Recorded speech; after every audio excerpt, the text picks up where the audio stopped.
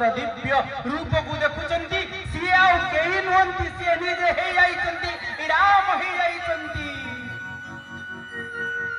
ଟଣା ଉତ୍ତରା ହେଇକି ଏତେ ସଞ୍ଚୟ କରିଥିଲେ, ଏତେ ଭାବିଥିଲେ, କିନ୍ତୁ ସେମାନେ କଣ କହୁଛନ୍ତି ଗଲାବେଳେ, ଏ ରାମ ନାମ ସତ୍ୟ ହେ ହରି ନାମ ସତ୍ୟ ହେ, ରାମ ନାମ ସତ୍ୟ ହେ ହରି ନାମ ସତ୍ୟ ହେ।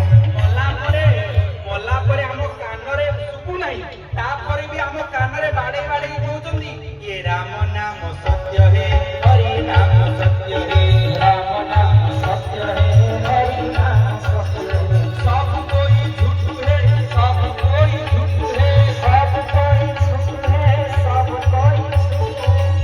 गला सेठी सल्ला परे पोड़ा होउतबो ना मसाणी रे ओणरे देखो केते धन अर्जन करितला, पुओ मानु चाकरी करेतिला, केते धन सम्पत्ति रेफे छाडी नथिला, गला रे कोण नहीं गला।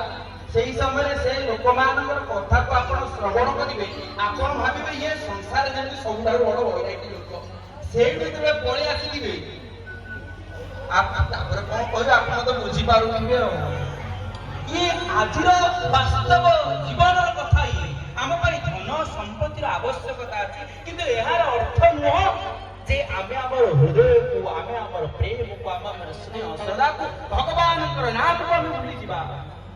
ଇଏ ଗଜରାଜ ଚିନ୍ତା କଲା ଥାଇ ଘୋର ଜଳେ ନ ଚିନ୍ତା କରୁଛନ୍ତି, କହିଲେ ହେ ମହାପ୍ରଭୁ, ହେ ଜଗଦୀଶ, ମୁଁ ମୋର ଆତ୍ମୀୟ ସ୍ୱଜନ, ମୋର ସାମର୍ଥ୍ୟ, ମୋର ଧନ ସମ୍ପତ୍ତିର ସାମର୍ଥ୍ୟ କିଛି କାମ କରୁନାହିଁ, କେବଳ ଆପଣ ହିଁ ରକ୍ଷା କରିବେ।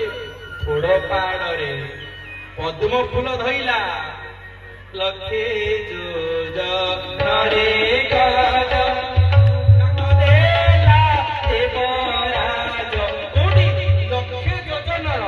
ମାନେ କେବେ ହେଲେ ଦିନେ ଭଗବାନଙ୍କୁ ଡାକିନି, ଯେତେବେଳେ ଭଗବାନଙ୍କୁ ଡାକୁଛି ନା ଦୂରତା ଭଗବାନ ଠାରୁ କଣ ବିଶେଷ ଦୂର, ଲକ୍ଷେ ଯୋଜନ ହେଇଯାଇଛି। ବ୍ୟାକୁଳତାର ସହିତ ଆକୁଳତାର ସହିତ ଡାକୁଛି, ଆଉ ଭଗବାନ ମଧ୍ୟ ଗଜ ଡାକ ଶୁଣିଲି କଣ କଲେ, ଚକ୍ର ପେଶୀ ନଗ୍ର ନାସି ଉଦ୍ଧାରି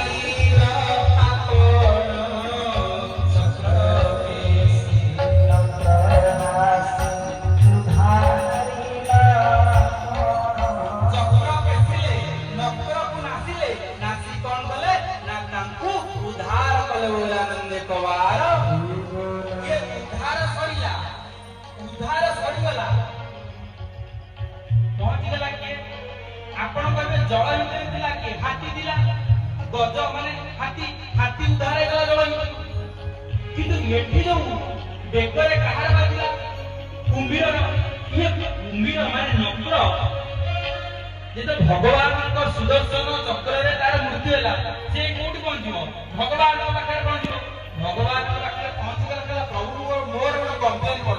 କହିଲେ କଣ ହେଲା, କହିଲା ଆପଣ କୁହନ୍ତୁ ଯେ ମୁଁ ହଉଛି ଜଳଚକ୍ର, ମୋ ଜଳକୁ ଯିଏ ଆସିବ, ମୁଁ ଜଣେ ମାଂସାଶୀ, ମୁଁ ମାଂସ ଖାଇବି, କିନ୍ତୁ ଆପଣ ନିଜେ କୁହନ୍ତୁ ସିଏ ତ ଜଳ ଭିତରକୁ ଆସିଥିଲା, ମୁଁ ତାକୁ ଖାଇଲି, ହେଲେ ଆପଣ କଣ? ସେ ଗଜର ଡାକଟା ଶୁଭିଲା, ଆଉ ମୋ ଡାକଟା ଶୁଭିଲାନି। ଭଗବାନ ଟିକେ ହସିଲେ, କହିଲେ ଆରେ ଆରେ ଆରେ ଇଏ କି ପ୍ରଶ୍ନ, ମୋର କାହିଁକି ତୋ ଡାକ କାହିଁକି ଶୁଭିବନି, ମୋର ବି ତୋ ଡାକ ଶୁଭୁଛି। ଭଗବାନ କହୁଛନ୍ତି ନକ୍ରକୁ, କହିଲେ ଆରେ ମତେ ହାତୀ ଠାରୁ ପିମ୍ପୁଡି ପର୍ଯ୍ୟନ୍ତ ସବୁ ଡାକ ଶ୍ରବଣ ହୁଏ ମୋ କାନରେ। ଆଉ ଯଦି ଏ କଥା ତୁ ଜାଣିବା ପାଇଁ ଚାହୁଁଛୁ ନା, ମୋ କାନ ପାଖରେ ଭଗବାନ ଗୋଟେ ମକର କୁଣ୍ଡଳ ପିନ୍ଧନ୍ତି, କାହିଁକି ନା ଭଗବାନ କହିଲେ ରେ ଭକ୍ତ ତୁ ବି ମୋର କିଛି କମ ନୁହଁ। ସେ ଯଦି ବ୍ୟାକୁଳତାର ସହିତ ସମର୍ପଣ ସହିତ ମତେ ଡାକିଲେ ନା, କାରଣ ମୁଁ ତତେ କହିଛି ମତେ ସମର୍ପି ସୁତାପିତ ସେ ନୁହେଁ ମାୟା ରେ ମୋହିତ,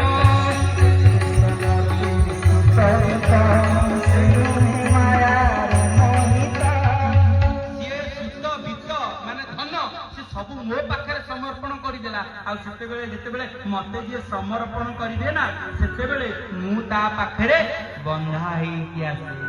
ଆଉ ଏ ସଂସାରରେ କିନ୍ତୁ ଇଏ ଲୋକମାନେ କିଛି ଜାଣିପାରନ୍ତି ନାହିଁ। କଣ ବୁଝିଛନ୍ତି?